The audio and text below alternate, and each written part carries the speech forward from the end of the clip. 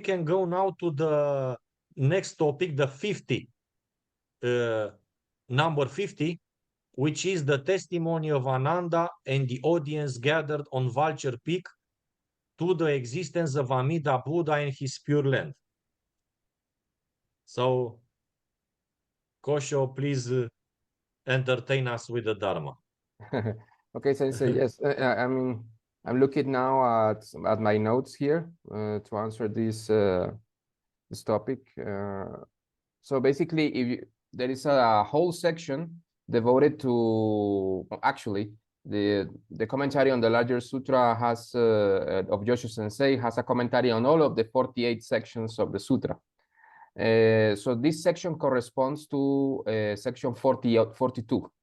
Actually, check sections 42 and 41 as well. The testimony of Ananda and the audience gathered on Vulture Peak to the existence of Amida and his Pure Land. Okay. Okay. So I will read here first of all, I will read the section, yes, of the sutra, and then we will explain it. So basically, Ananda, at some point of by the end of the larger sutra, yes, in which Shakyamuni Buddha explained the story of Dharmakara Bodhisattva becoming Amida Buddha. He explained also his 48 vows, the primal vow, the various activities, enlightened activities of those in the center of the Pure Land, described many things. He also described the karmic situation of those who do not want to attain enlightenment and do not wish to be born in the Pure Land. Yes. And at the end, Ananda asked Shakyamuni Buddha himself and said, "Oh Lord, I wish to see that Buddha and I wish to see that Pure Land." And then as soon as Shakyamuni Buddha told Ananda, he said, "Rise your feet, rearrange your robes," said to Ananda, no? "Put your palms together and respectfully revere and worship Amitayus, or Amida Buddha. Buddha Tathagatas in the lands of the 10 directions always praise with one accord that Buddha's virtue of non-attachment and unimpeded activity." Okay? Okay, so basically what Shakyamuni Buddha was saying to Ananda was, Ananda, you should worship Amida Buddha. Yes, and not only this, that Shakyamuni Buddha is also telling Ananda that all Buddhas in the 10 directions of the universe actually praise Amida Buddha with one voice. Yes, praising the primal vow and praising the method that he has to save all sentient beings regardless of their spiritual capacities, and even those that are extremely evil and ordinary, yes, like us in this last Dharma age. Okay, so basically Shakyamuni Buddha is telling Ananda that he should worship Amida Buddha, and actually all Buddhas and enlightened bodhisattvas in the 10 directions of the universe are doing the same. Yes. So Ananda did what he was instructed to do. Yes, he made the most important request of this sutra for the benefit of himself, the audience, and for us, the disciples of future generations. Okay, okay. So first, Shakyamuni Buddha told Ananda to worship Amida Buddha, and then Ananda did a very important request. Yes, remember that actually Ananda was the one that asked at the beginning of the sutra why Shakyamuni Buddha looked so majestic. That he looked with a very outstanding splendor. Yes, and he asked Shakyamuni Buddha what was the reason for that. Yes, and then Shakyamuni Buddha praised Ananda for that question. And he said, "Okay, I will tell you about Amida Buddha." You see, now he's also making another request for the benefit of all sentient beings. Okay, so I will read now the section. This is one of the most important sections in the sutra. Okay, so Ananda said, Ananda stood up, rearranged his robes, assumed the correct posture, faced westward, and demonstrating his sincere reverence, joined his palms together, prostrated himself on the ground, and worshipped Amitayus. Then he said to Shakyamuni Buddha, "O world-honored one, I wish to see that Buddha, his land of peace and bliss, and its hosts of bodhisattvas and sravakas." As soon as he had said this, Amitayus emitted a great light, which illuminated all the Buddha lands, the encircling adamantine mountains, Mount Sumeru, together with large and small mountains, and everything else shone with the same golden color. That light was like the flood, that at the end of the period of cosmic change that fills the whole world, when myriads of things are submerged, and as far as the eye can see, there is nothing but the vast expanse of water. Even so was the flood of light emanating from Amidaji. All the lights of Sravakas and Bodhisattvas were outshone and surpassed, and only the Buddha's light remained shining bright and glorious. At that time, Ananda saw the splendor and majesty of Amidaji, resembling Mount Sumeru, which rises above the whole world. There was no place that was not illuminated by the light emanating from his body of glory, the Sambhogakaya or Dharmakaya, as compassionate means, Amida's transcendental body.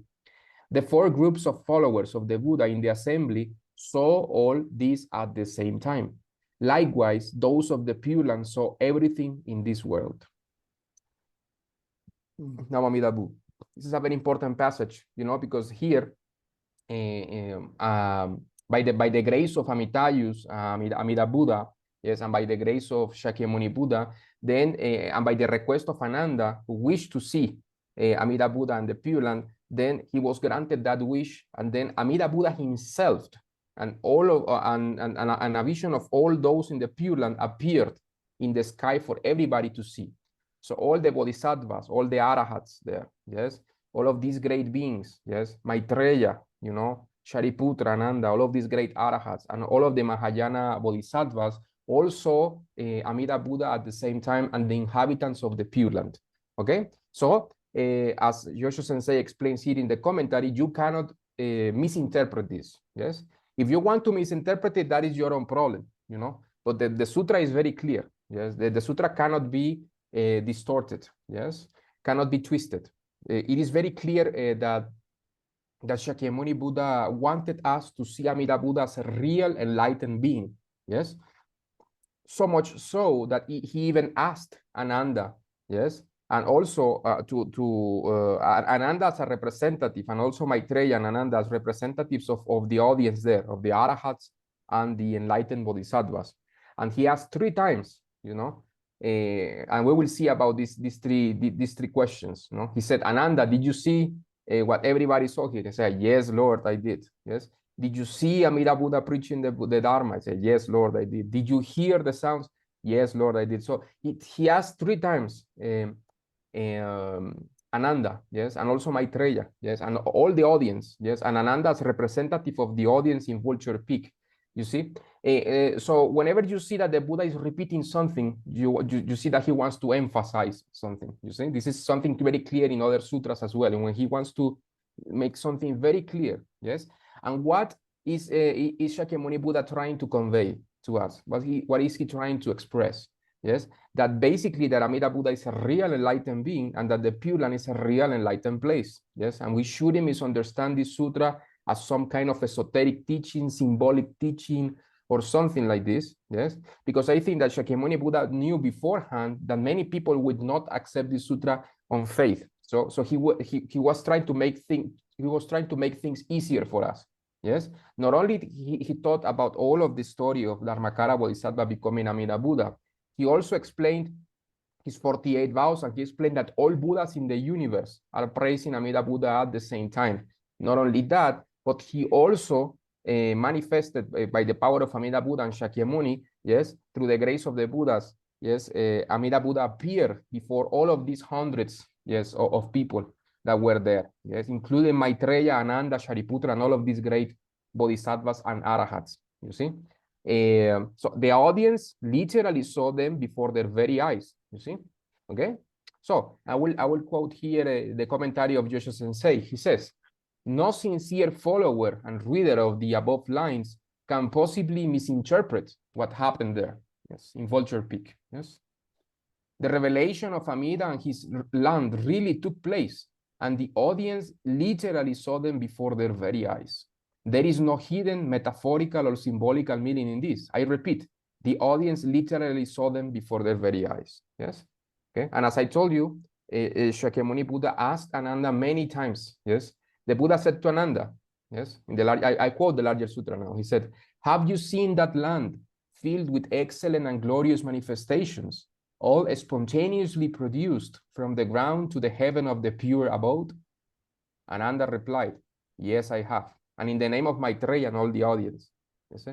The Buddha asked, have you also heard the great voice of Amidaji expound the Dharma to all the worlds, guiding sentient beings to the way of the Buddha? Ananda replied, yes, I have.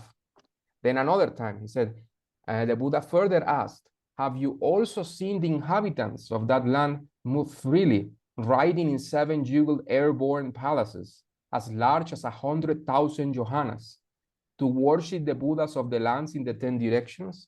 Yes, I have, replied Ananda. Then Shakyamuni Buddha also asked a fourth question. He said, have you also seen that some of the inhabitants are in the embryonic state of rebirth? Yes. Yes, I have. Then Ananda said, those in the embryonic state dwell in palaces as high as 100 Johannas or 500 Johannas, where they spontaneously enjoy pleasures as those in the heaven of the 33 gods. Yes. Remember that the inhabitants of the borderland, or the city of doubt, or pride and sloth, are in this state that is not enlightenment, but they are still in a waiting room, as we explained. Yes, the inhabitants of the Pure Land in the embryonic state are beings born in the borderland of the Pure Land, who also enjoy immense pleasure. Yes, it says the sutra, similar to the heaven of the 33 gods, which is a middle heaven in the Kamadhatu. Yes, they are still not enjoying the activities of enlightened bodhisattvas in the center of the Pure Land. That we will experience if we are born according to the 18th vow, you see, the center of the Pure Land. Okay, so Shakyamuni Buddha constantly warned people not to be born in the borderland. He said, be careful, try not to be born in the borderland. You should have faith in Amida Buddha according to the primal vow. This is the meaning of the sutra, yes, according to Shinran Shonin. Yes, he's constantly trying to make us be born in the center of the Pure Land. This is why he asked this question about the embryonic state. Yes, he's warning us not to be born there. But be careful. It doesn't mean that if you are born in the borderland, then you will fall back to samsara. No. Yes, whoever is born in the borderland or in the center of the Pure Land will never fall back into samsara. It's only that it's better to. It's like you're going to a house. If you are going to meet a very important person, better go directly to the main room. Why bother going to a waiting room where you will waste time there? Shakyamuni Buddha is trying to say to us the same. Go to the main room. Don't waste time in the waiting room. Although the waiting room is quite luxurious, yes, and quite pleasant, but it's not enlightenment. Yes, it is still a place of waiting. Now, having said that, then Jodo Sensei asked in this commentary, and by the way, I'm in page 464. He says, why do you think that Shakyamuni Buddha asked them to confirm what they just saw and heard? Why he insisted to hear Ananda say with his own mouth, yes, I have seen, yes, I have heard. It is because Shakyamuni Buddha wanted all beings, including us, who are disciples of later generations, to accept Amida Buddha as a real Buddha and his land as a real enlightened place where we should wish to go after death. Okay, this is very important. Yes, this is one of the key messages of the larger sutra. Yeah, Amida Buddha is a real and living being. His Pure Land, his manifestation is also real and enlightened. Yes, and we should be born there through the primal vow. Yes. Then Shakyamuni Buddha mentioned in the section 47, he says, I have expounded this teaching, this sutra, for the sake of sentient beings, and I have enabled you to see Amida, Amidaji, and all in his land. Strive to do what you should. After I have passed into nirvana, do not allow doubt to arise. Yes, since this teaching of Amida Buddha is so difficult to accept in faith. Yes, because we are talking about. I mean, we are here in samsara. We are really blind. You know, we cannot even know the things about the human world. We don't even know samsara. Yes, not even samsara we know. The higher realms are invisible to most of us. Even the lower realms are not so clear to us. Maybe sometimes people see ghosts or some pretas, maybe some demons, maybe some heavenly beings, but not very clearly. So we are very blind here in samsara. So to accept the existence of enlightened places outside of samsara. Not only that, that it is to accept that it is so easy to go to this place after death. It's a real challenge. Yes, and actually Shakyamuni Buddha said that this sutra can only be accepted in faith by people who have good from the past. Yes, people who have been devotional towards the Buddhas in previous lives and people who are sincere. You see, so this sutra cannot be accepted by people who are indolent in the sense of who have not worshipped Buddhas in the past. You see, and people who put their personal opinions higher than the Dharma. Yes, this can also lead to doubt and to misinterpretations. Okay, so Shakyamuni Buddha foretold in advance. He predicted, that this sutra will be very, very difficult for people to accept in faith. Yes, and we see that nowadays. How many people, even in our own tradition of Jodo Shinshu, and many Pure Land traditions, they are starting to deny or to distort the teachings of the larger sutra, calling that the larger sutra it's not a real sutra, calling that the larger sutra is a forgery or a fraud or a set of symbolic teachings. You see, but this is not the case. All of the great masters of the Mahayana, including Honen, Nagarjuna, Vasubandhu, Tanluan, Asanga, all of the great masters of Tibet, China, Japan, all of the great masters of Tendai, all of the great masters of the Mahayana have accepted this sutra in faith, and also the Vajrayana masters. Okay, also Shakyamuni Buddha himself spoke of Amida Buddha in many, many sutras. You see, so it is for us to decide who do we trust. Do we trust the deluded scholars of modern universities, or do we trust Padmasambhava? Do we trust Nagarjuna? Do we trust Honen, Shinran, and the great geniuses of our tradition? It's for us to decide. Do we trust Shakyamuni Buddha, or do we trust guys like Bloom or like Tatsetsu Uno, or these deluded guys like Manshi that call the sutras a forgery? Or do we trust instead the great tradition of faith of many thousands of people who have been born in the Pure Land and have literally seen Amida Buddha with their own eyes? Yes. So this is for us to decide. Okay. So it's very important for us that we choose wisely and we accept the teaching of Shakyamuni Buddha himself expressed in the larger sutra. Yes. And another thing that the Shakyamuni Buddha told us, yes, is that when Shakyamuni Buddha passed into nirvana, yes, it's that we should take into consideration that we are in the last Dharma age, you see. And actually the larger sutra, as we will see in following sections, this is the only sutra that is promised to last an extra 100 years. Why do you think that is the case? You see, so this last Dharma ending age will last 10,000 years. So in the future, there will be coming wars, and there will come times of great decadence and danger. Yes, well, there won't be monks, there won't be nuns, there won't be even temples. And even in those dark times, Shakyamuni Buddha said that the message of the larger sutra, which is the primal vow, will prevail, you see, for an extra 100 years when no other sutras and no other teachings remain. Okay, so we should accept this sutra in faith and accept the primal vow in faith, you see, because this is the only, yes, and this is very important for us to understand, this is the only teaching that is still effective in our last Dharma age. The other teachings, as Shinran Shonin said, have passed into the Naga's palace.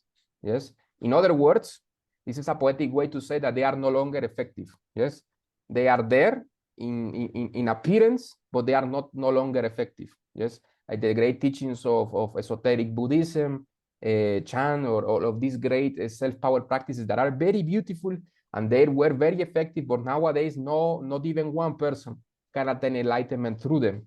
These are very hard words, but this is the truth. This is expressed in the sutra. The only teaching that can actually lead sentient beings in an ordinary and evil state of mind, like the one we currently live in, is the primal vow of Amida Buddha. And the information that we find about Amida Buddha and his primal vow is contained in the larger sutra. Yes, and the most important testimony of the existence of Amida Buddha is the one that Shakyamuni Buddha gave himself to Ananda in this section 41 and 42 of the larger sutra. Okay, so it's very important for us to reflect about this testimony. I don't know if Joshua Sensei or any of you, dear Dharma brothers, want to say something. It's this passage which with Ananda and all those gathered on the vulture peak, who literally saw Amida Buddha and his Pure Land, that is at the center of our teaching, of our Jodo Shinshu teaching, together with the primal vow. You know, we, of course, we accept the primal vow because we accept Amida's existence.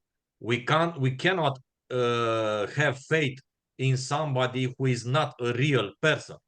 In the case of Amida Buddha, he is not just a real person like us. He is a real enlightened person. He's a living Buddha. This is why our faith is true and genuine and has a meaning, because we entrust to a real living enlightened person called Amida Buddha. And this is the passage where Shakyamuni reveals Amida Buddha and testifies to his existence. All those gathered there testify to the existence of Amida in his Pure Land. We cannot have faith in somebody who is a symbol.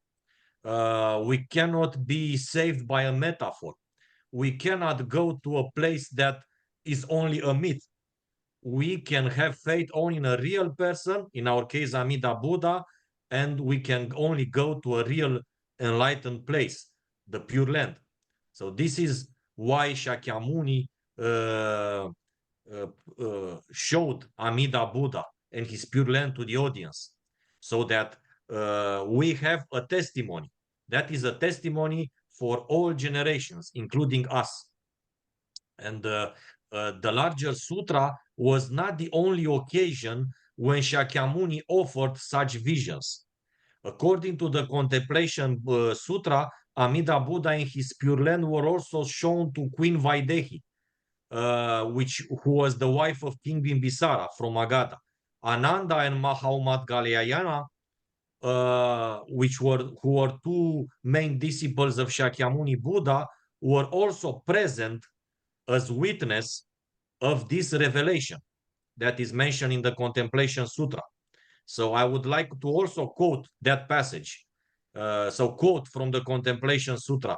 I, Vaidehi, beseech you, world-honored one, to reveal to me a land of no sorrow and no affliction where I can be reborn. I do not wish to live in this defiled and evil world of Jambudvipa. Jambudvipa is the southern continent, or our realm of human beings, where there are hells, realms of hungry ghosts, animals, and many vile beings. I wish that in the future I shall not hear evil words, and see wicked people. World honor one, I now kneel down to repent and beg you to take pity on me. So Vaidehi was in a state of total openness towards Amida Buddha. See? This is how she received faith. This is how we can receive faith, if we are open.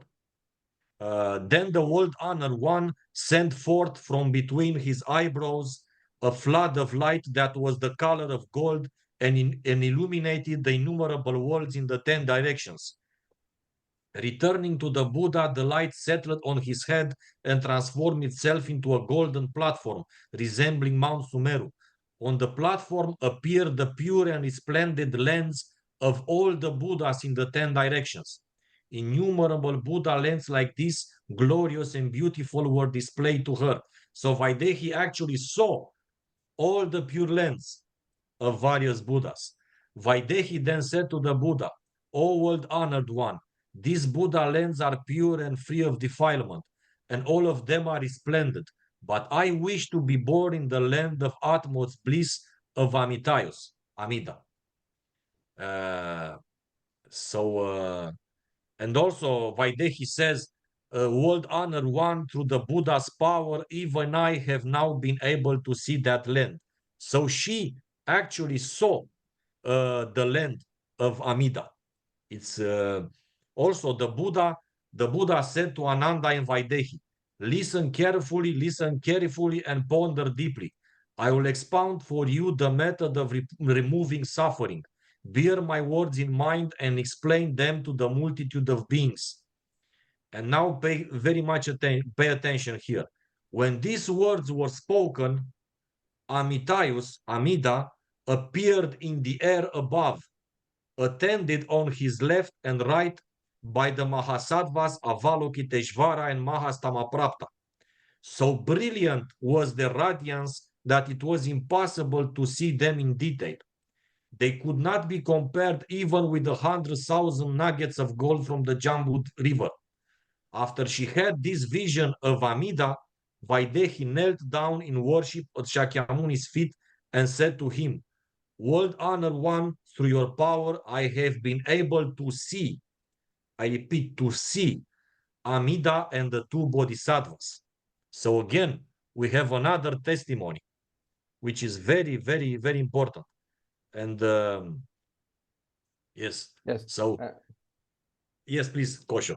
Yes, I want to, because it's so beautiful how Shakyamuni Buddha made such great efforts to show us, the splendor of Amida. I want to just to read some passage of the smaller sutra or the Amida Kyo, in which Shakyamuni Buddha mentions by name many of the great Buddhas of the 10 directions, yes, saying that they also worship Amida Buddha, and it's a very important section of the smaller sutra. I won't read it all because it's very long, but maybe a couple of passages. It's so beautiful. It says, Shariputra, just as I praise the inconceivable virtue of Amitayus, so do the Buddhas in the eastern directions, as numerous as the sons of the Ganges River, such as Aksobhaya Buddha, Merudvaya Buddha, Mahameru Buddha, Merupravasa Buddha, and Manjushvara Buddha. While dwelling in their own lands, they extend their long, broad tongues, and encompassing with them the universe of 1,000 million worlds, pronounce these words of truth.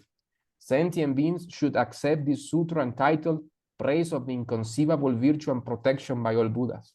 Shariputra, there are in the southern direction Buddhas as numerous as the sons of the Ganges River, such as Chandrasurya Pradipa Buddha, Yashaprava Buddha, Maharsiskanda Buddha, Meru Pradipa Buddha, and Ananta Virya Buddha. While dwelling in their own lands, they extend their long, broad tongues, and encompassing with them the universe of 1,000 million worlds, pronounce these words of truth.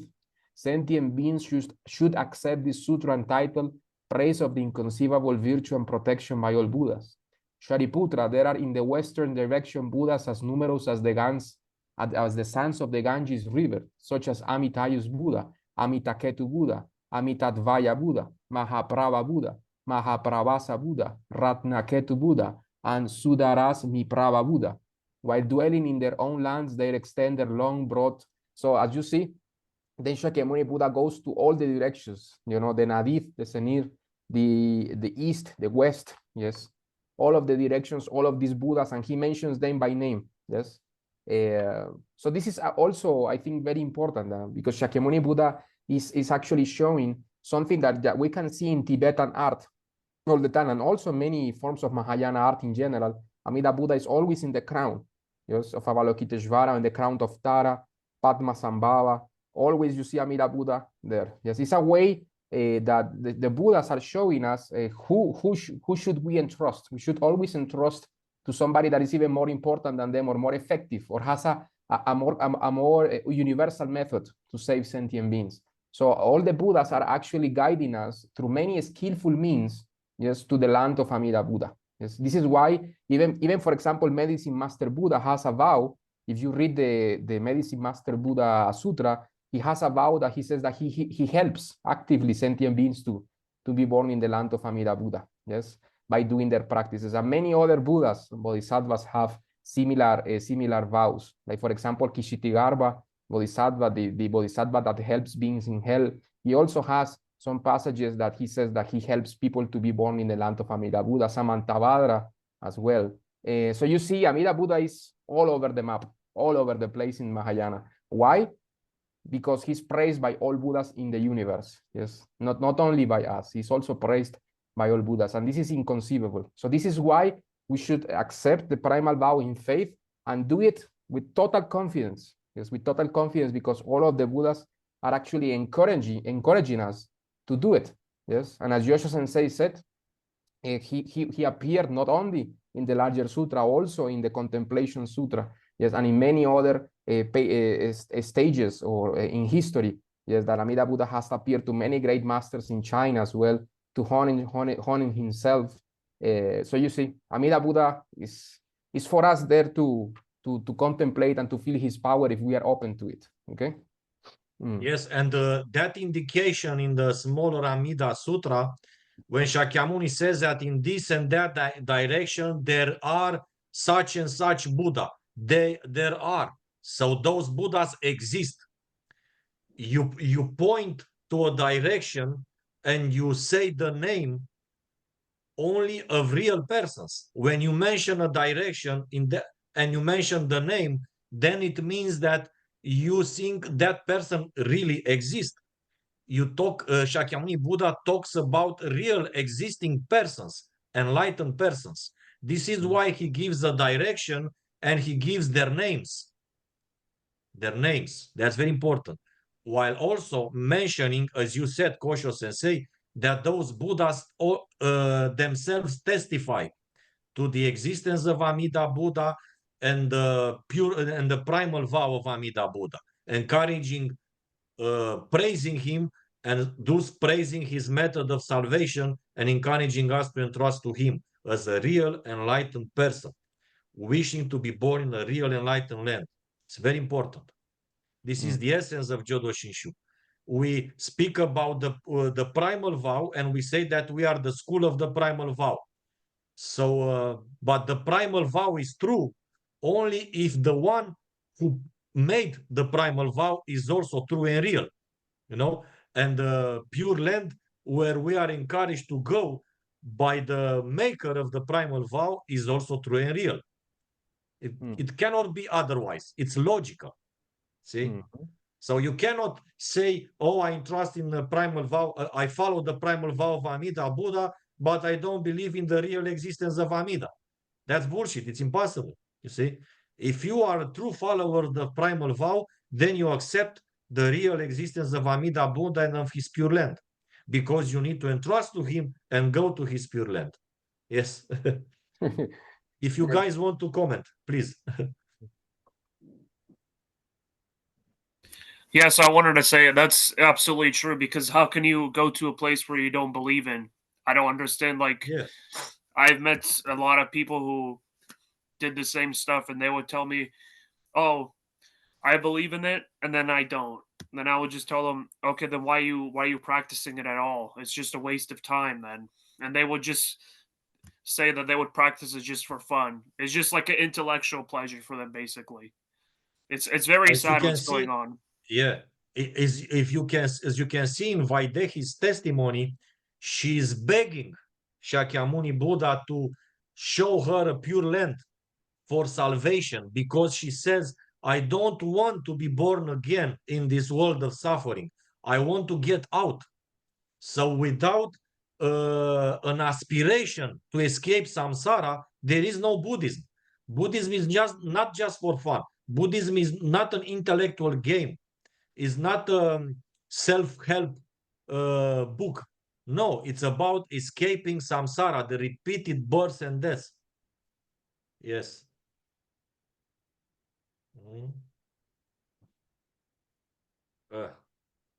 If you guys want to say something, please. Gregory, Joshin, Piku, Seijun, you can say whatever you think it's useful for us. Yeah, I've met a lot of followers, as I've said before, a lot of followers of Al Bloom who will come out on their YouTube channel and just say, yeah, well, I don't believe in the literal existence of Amida Buddha. And they'll even say, of course, I don't believe in the literal existence of Amida Buddha. It's almost like they think that makes them more intelligent, because to believe in Amida Buddha's real existence is somehow superstition. And it kind of strikes me as, okay, well, then why aren't you into something else? Why do you participate in a religious form of Buddhism that the very heart of it is the belief and trusting in this Buddha as a real Buddha, and the pure land is the real pure land? the very essence of the primal vow. I don't understand why they even bother playing these mental gymnastics. Could you tell me your take on this, Sensei? You can't understand them because you have faith. You guys are in a different, totally different worlds. It's impossible to understand each other. You know, I want to mention that those who don't accept the real existence of Amida Buddha and of his pure land can't go to the borderland either. In order to go to the borderland, you also have to accept the real existence of Amida Buddha and his pure land. Those who deny the existence of Amida Buddha, calling him a myth or metaphor, symbol, and so on, they actually go to Avicii hell if they teach such visions. See?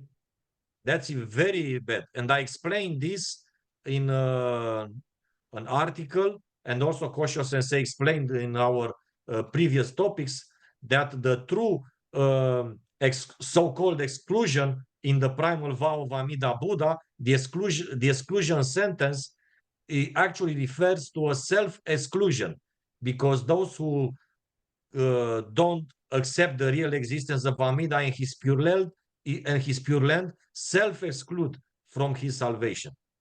Yes. Piku said something here. I understand what Uncle Joshin said. It seems Joshin is also my uncle, and now he has a nephew in India. So, Joshin, you have many nephews. One in Romania and one in India. Yes. Me and Piku can